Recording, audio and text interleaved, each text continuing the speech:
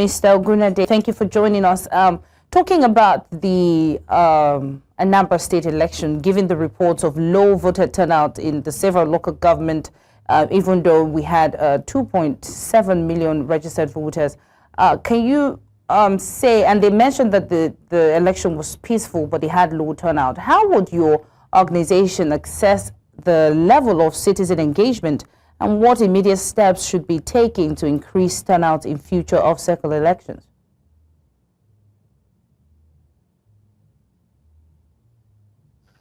At least peacefully as it were. No reports of violence at insignificant level. And for me, citizens' engagement is something that is very, very important and needed. It's a very poor turnout out of 2.7. Less than 700,000 came out to vote, which means we have a shortfall of 2 million, and that's a huge one. And I was looking at Ukachukwu when he was talking. To me, that's a lazy politics, and of course, blaming the other side for your own mistakes and failures. There are 2 million people to Ghana. You fail to garner them. You fail to go out on the streets to encourage voters to come out. And now that the elections are over, you have seen your scorecard. What he's saying and doing, and his cohorts, other tribesmen in this regard who have lost and now sore losers, is akin to a child who, instead of studying very well before an examination, now says that the teacher hates him, the teacher did not mark his papers very well, and so on and so forth. He had ample time to convert for people's votes. And I normally say I've been involved in voter education, voter awareness, good governance for more than 20 years now in this country. I have not seen a political party with voter education department or engaging the people in how issues of election, good governance should go, or encouraging voters to come out and vote, or engaging with them all through in any way. What happens is that just some few weeks to the election, they come out themselves as candidates. And of course, in some cases, coercing people, intimidating, or inducing the voter with some tokens, rice, or even as low as maybe 10,000 naira, which we call vote buying. And the result is what we have seen. People did not come out. Less than 25% were involved in this process. And it's a disgrace and a shame. To me, it's a big disappointment on the political gladiators, not only in Anambra, that's what obtains everywhere. The only thing is I hope that the Ekiti people and the Osho people, yes, the Ekiti and the Osho people will take a cue. Those who want to win should go to the grassroots, should go and relate and campaign to those unwilling or undecided voters who will now come and, of course, vote them in. If these people, those who have now lost, have gone to the hinterland, have gone out on the street, canvassing for the votes of those who are undecided, it will be a different ball game. Right. How can a governor win an election with less than 500,000 in a state that has 2.7 registered voters? Right. That's not good enough. Just a little bit after 500,000, above 500,000 naira. It's not only poor, but disgusting, and even painful. Painful in the essence that a whole lot of resources have been deployed by the Independent Electoral Commission and by some other stakeholders, like some of us who are election observers, to go into that place, to ensuring that we observe the election. Don't forget other organizations too, like the European Unions, have invested so much in the election, ensuring that they will observe it, and what they were met with a low voter turnout. That's not encouraging. And what is the reason for low voter turnout? The political class, the gladiators, well, we call them pretenders. Pretenders. They are not contenders because we had more than 16, I guess 16 or 18 candidates who contested for the election for the governorship seat. And unfortunately, in this situation, it is only one office that they are contesting for. Not in other situations that we have the State House of Assembly being contested, as the members of the House of Assembly equally contesting for their various seats in their various constituencies, together with that of the office of the governor.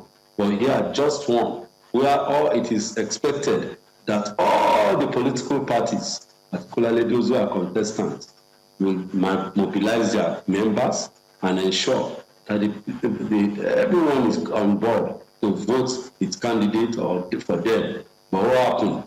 Some people scoring as less than 1,000 in a state election. That is poor. They should bury their faces in shame instead of coming to say rigging.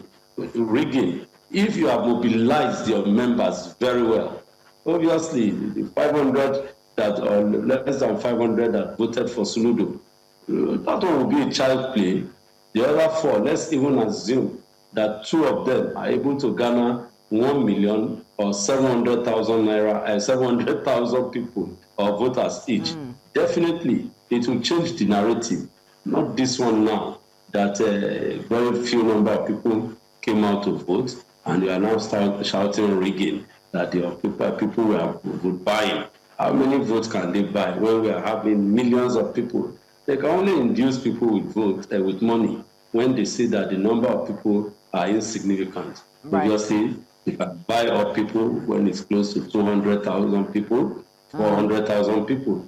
But when we have a large number of people, I don't see that happening. Even if it happens, then we'll have the crowd. And election, don't forget, is about numbers. Right. Once the number is there, it encourages democracy. Okay. Mr. Ogunade, I still have more questions for you, but let me cross over back to our correspondent, Victor Mbadike. Victor Mbadike, good evening. I seem to have a network issue with you earlier. Can you give us an update of what's happening in Awka and Anambra State where you are presently?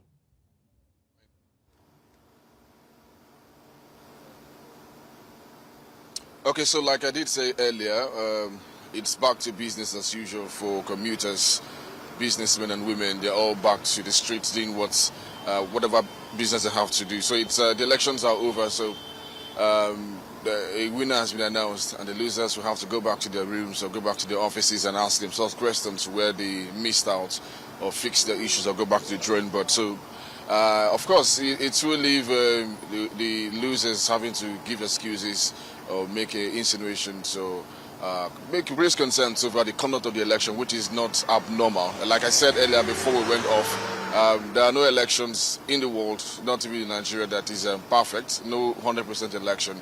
There would always be one or two infractions here and there. There would always be issues raised, concerns raised by the opposition or those who do not win these elections.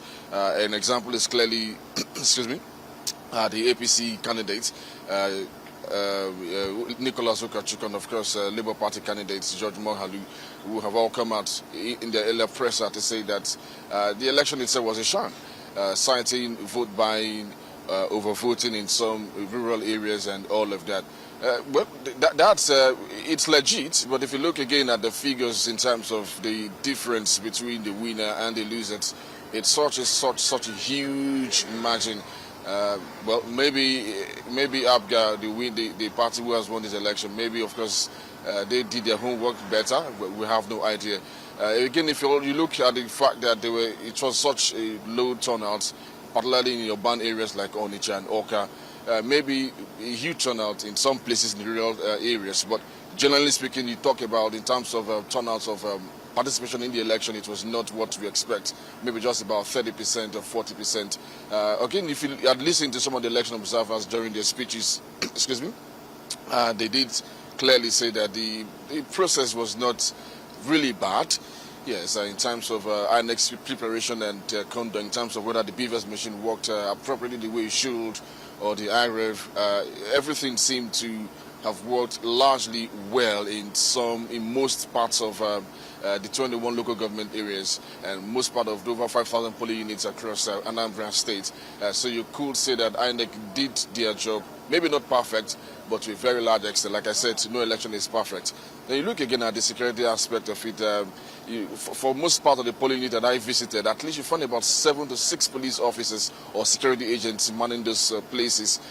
Clearly shows that each of the polling units in Anambra State was really they had the presence of security agents, and so clearly we had no very serious incident again. But there was a major incident that happened somewhere around Agwata. We did earlier spoke with on phone. We spoke with the PRO of the police command here. I'm talking about Tochukwu Ikenga, to give us his updates on that, because there was an incident where we did understand that a chieftain of Abga was attacked. Whether he passed on, we do not know. Attacked somewhere around the Agwata by hoodlums. We do not know exactly the state of his, whether he's still here or not. But the police bureau has come out and said that investigation is going to go on to find out whether that actually happened or not. But beyond that, we've not really had any serious breaches or any infractions from the security aspect. It's been, I'm talking about within the election circle. There might be incidents outside, maybe arguments here and there, but within the election circle, we had no such incidents. I'm not sure we've had no such incidents of, for instance, ballot snatching or whatever. None of that. Again, vote buying has been a very serious matter. Yes, because I was at somewhere around Amobia, and in that polling unit we saw incidences where, of course, my team had their ears on the ground, so they understood what was going on, where party agents would walk voters to the ballot, give them some money or ask them to vote for their party, right, for which they get paid for that. We saw that happened, and then we tried to see what we could to ensure that didn't continue.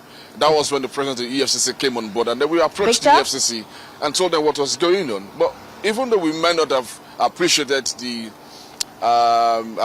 in terms of the response given to us by the EFCC, we expect that they would man their presence at that particular polling unit. Victor? But they said they were going to be on top of the game. But these are some of the things that happen when people do not trust the system. They just want to go to the polls, make as much money as they can, because they feel that the system is not good enough in terms of.